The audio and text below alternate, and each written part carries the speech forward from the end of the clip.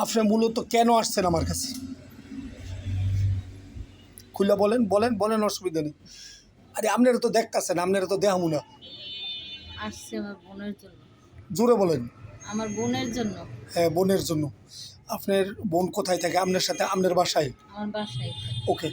আর আপনার মেয়ের? আমার মেয়েও আমার কাছেই থাকে। মেয়েও আপনার কাছে থাকে। মেয়ের বয়স কত? 8-এ পড়ছে। 8 বছর পড়ছে। কিন্তু মেয়ের দিয়া সন্দেহ করতেছেন, আপনার স্বামীর দিয়া, আবার আপনার বোনের দিয়া। কিন্তু যখন আপনার মা বলছে তখন পরিপূর্ণ কনফার্ম হয়েছেন হ্যাঁ কি? আপনার মা যখন বলছে তখন হ্যাঁ হ্যাঁ। আপনার মা বলা তো পরিপূর্ণ কনফার্ম হয়েছেন না?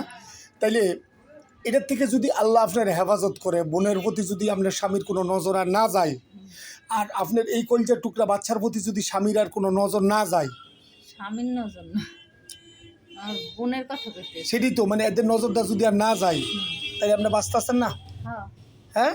হ্যাঁ আর যদি এই তদবিরটা করে দেই, মানে সাপ সাপ যদি করে দেই, তাইলে আলহামদুলিল্লাহ আপনি আমার জন্য দোয়া করবেন না? হ্যাঁ, দোয়া করুন। একবার ফ্রি করে দিন, ফিসাবে নিল। আচ্ছা। কি খুশি?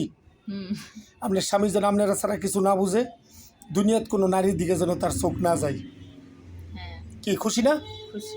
যদি কাজ হয়ে যায় তাহলে নামাজ পড়ে দোয়া করবেন না? হ্যাঁ, না শুধু। কি ঠিক আছে তো? হ্যাঁ। ওকে, ইনশাল্লাহ।